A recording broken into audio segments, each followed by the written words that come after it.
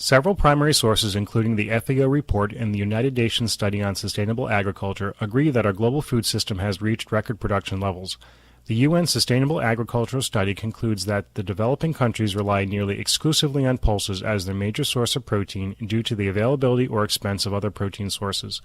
Conversely, the record per capita consumption of fish and animal proteins is consumed virtually exclusively by the industrialized world.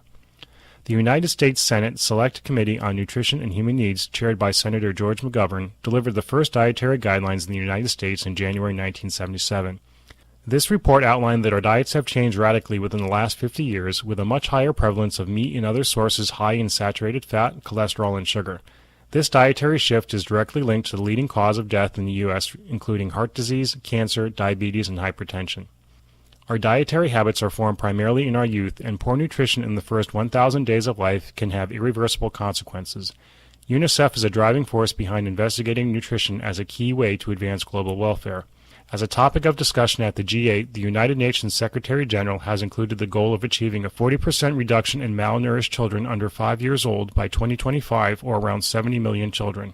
World agricultural production, as studied by the United States Department of Agriculture, USDA, Foreign Agricultural Service, FAS, indicate in their June 2016 update that the 2016-2017 global crop forecasts are falling far behind expectations.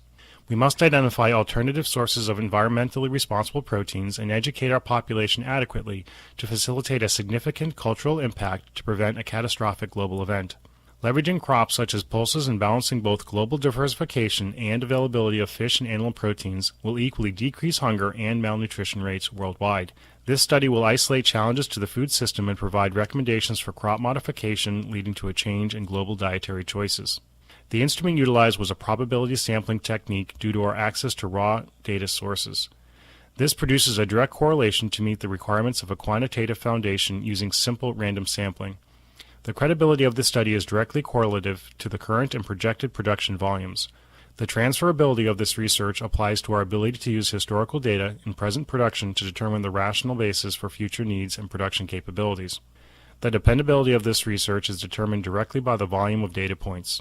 Lastly, confirmability is directly supported by the emerging demand of the industry for increased transparency and socio-economic responsibility. Insight into our food system allows the public community to confirm and validate the outcome of this